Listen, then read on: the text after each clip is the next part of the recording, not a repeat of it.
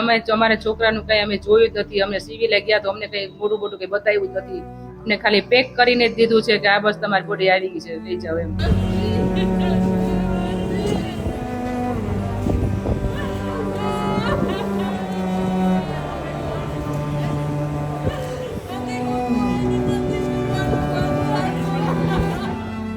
શનિવારે છેલ્લે ફોન કર્યો હતો પણ ફોન સ્વિચ ઓફ આવ્યો.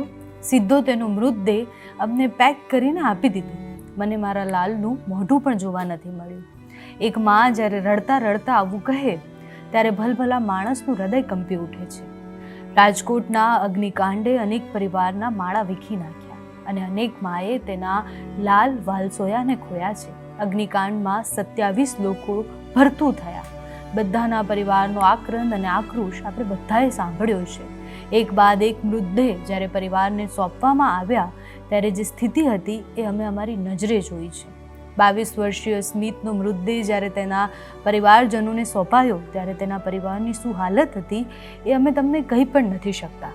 રાજકોટમાં તેમની અંતિમ વિધિ કરવામાં આવી. સ્મિતના માતા પહેલીવાર મીડિયા સમક્ષ આવી અને બોલ્યા કે આરોપીઓને કડકમાં કડક સજા મળવી જોઈએ. તેમણે કહ્યું કે અમે શનિવારે છેલ્લે ફોન કર્યો હતો પણ ફોન સ્વિચ ઓફ આવતો હતો. પછી સીધો જ એનો મૃતદેહ અમને પેક કરીને આપવામાં આવ્યો.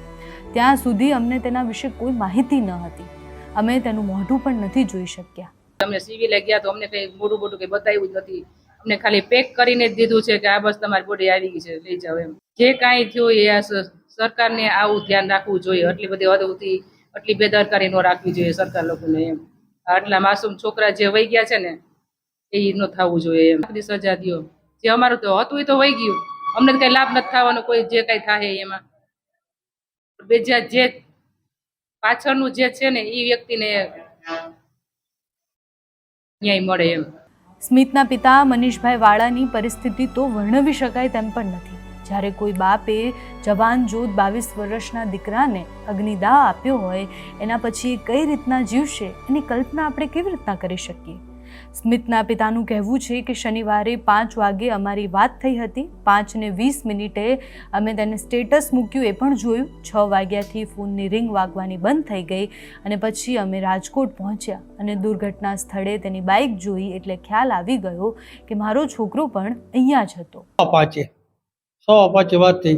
5:20 એને સ્ટેટસ મૂક્યું અને 5:30 સમાચાર આવવા માંડ્યા એટલે પાછો મોબાઈલ કર્યો ને તો મોબાઈલ રિંગ જતી તો ઉપાડતો નહોતો, પણ 6 વાગ્યાથી રિંગ બંધ થઈ ગઈ આવવાની. રિંગ જાતી જ નહોતી, સ્વિચ ઓફ છે 6 વાગ્યાથી એ ચાલુ થઈ ગયું. ખ્યાલ તો અમને આવ્યો જ નહીં. પછી અમે સવારે રાજકોટ વયા ગયા. રાજકોટ ગયા તો અહીંયા કંઈ ખ્યાલ આવતો નહોતો, પણ અહીંયા બપોરે મોટરસાઇકલ લઈ ગયા હતા ને એ મોટરસાઇકલ ત્યાંથી મળ્યું એટલે ખ્યાલ આવી ગયો કે આ અહીંયા જ હતા. રવિવાર બપોરે મોટરસાઇકલ ત્યાં મળ્યું.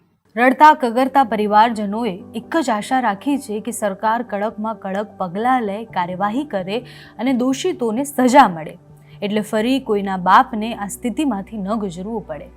પણ હવે સરકાર કયા નિર્ણય લે છે, તંત્ર કેવા પગલાં ભરે છે એ જોવાનું રહ્યું. અત્યારે આ વિડીયોમાં બસ આટલું જ. જો તમે એમની યુટ્યુબ પર જોઈ રહ્યા હોય તો સબસ્ક્રાઈબ કરો, ફેસબુક પર જોઈ રહ્યા હોય તો ફોલો કરો, અમારા વિડીયોને લાઇક અને શેર કરો.